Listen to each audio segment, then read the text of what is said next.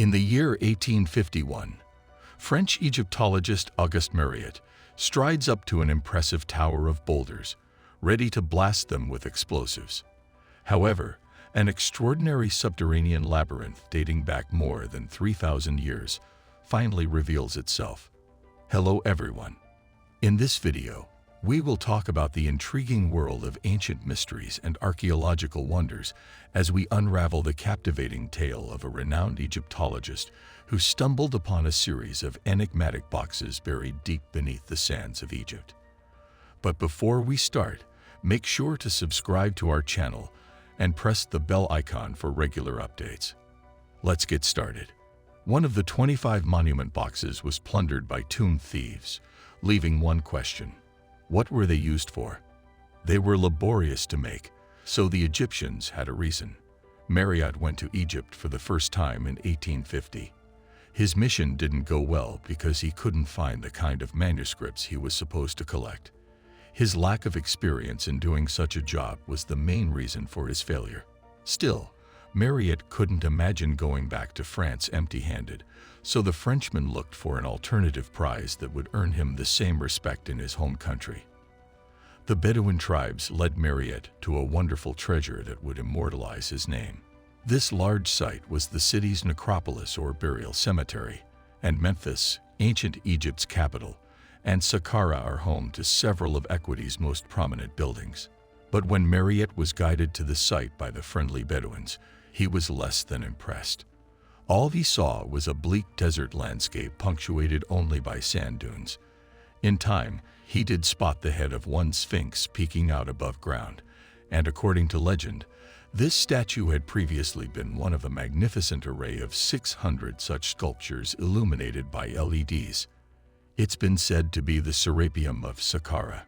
Understandably, Mariette believed that it was worth seeking out this ancient edifice and began his quest not far from the Pyramid of Djoser, following an imagined line of statues to what may be the entrance to this Serapeum.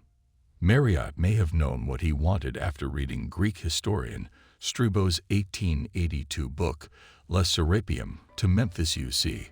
The French adventurer quoted Strabo about Saqqara's Serapeum and surroundings. Strabo wrote that one finds a temple to Serapis in such a sandy place that the wind heaps up the sand dunes beneath which we saw sphinxes, some half-buried, some buried up to the head, from which one can suppose that the way to this temple could not be without danger if caught in a sudden windstorm. Mariette needed a team of workers, even though he had recruited 30 local men for the task at hand. Though he decided that more than just human labor was needed, after Mariette identified what he believed was the entrance to the Serapeum, he was met by an impenetrable wall of rock that could not be removed by hand. Then the ingenious Frenchman decided that a good-sized explosion was the answer. It may seem dangerous, and blasting your way into a rare and ancient site would hardly meet the exacting standards of modern archaeology either, but this was the mid-19th century and archaeology in Egypt was fraught with competition. So in 1850, Mariette finally stood at the entrance of the Serapeum of Saqqara, and on November 12, he entered the tunnel that had been bored into the mountain, where Mariette was lucky that the mummified remains of Khemwizid emerged from the coffin undamaged. The pharaoh wore gold jewelry and a mask. Those weird stone boxes were among the expensive burial items. The greater vaults are the Serapeum's main corridor and chambers, while the lesser vaults are a second tunnel with alcoves. Both are carved from sandstone bedrock. The boxes were found in the lesser vaults adjoining chambers, which are nearly 1,100 feet long. Khemwizid directed their construction. The pharaoh was but a prince when his father, Pharaoh Psamtik I, ordered the construction of the larger vaults, which had retractable lids and weighed 60 to 80 tons each from a granite slab. The lids, which weigh 30 tons apiece, fit almost precisely onto the stone below, since Mariette's huge sarcophagus was empty. A study of Egyptian religious beliefs and practices at the time the vaults were created showed that they were ceremonial coffins. Episc bulls were sacred cattle.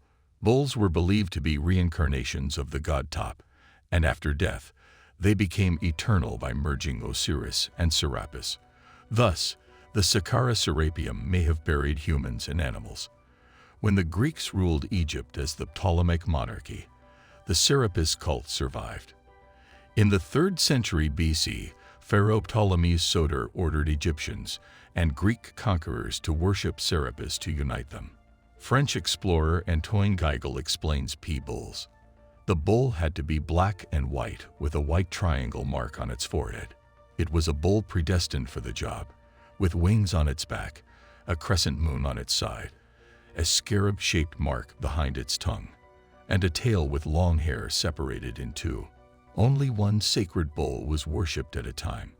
Priests determined God's will by observing animals. An epistle bull was ceremoniously mummified and taken from Memphis to Saqqara for entombment. The Egyptians revered these bulls. After one of them died, there was a countrywide day of mourning, and then the hunt for a replacement bull with the correct physical traits would begin, with priests searching the land. The ancient Egyptians believed that a real celestial bull must be born from a lightning-struck cow. He found many more Pharaoh-era buildings and artifacts, but not everyone thinks those massive granite boxes were sarcophagi for the sacred Apis bulls. Geigel has seen the tombs at UC and the stone boxes, and she finds some things perplexing. Geigel thought the boxes were too big to hold mummified bodies. Geigel also observed that Mariette only found empty boxes and verified their lack of contents in person, suggesting no one has seen the mummified bull remains in one of those supposed sarcophages. Geigel claims that the boxes never housed sacred animals, and while Mariette did find mummified bulls at the Saqqara site, they were in tiny wooden coffins. We also know that these sarcophages are proof of an incredible technology, and one wonders how they could have been brought here in these narrow underground passageways where cranes cannot go. But while Geigel doesn't venture to offer an opinion about an alternative purpose for the granite boxes, others have been happy to do just that. Konstantin Borisov agrees with Geigel that the boxes were too big for bulls and asks why no mummified animals were found inside, but he speculates that they may have been giant electrical batteries. That's it for today. What do you think about this incredible discovery? Let us know in the comments section. Please like and share our videos. Don't forget to subscribe to our channel and press the bell icon for regular updates.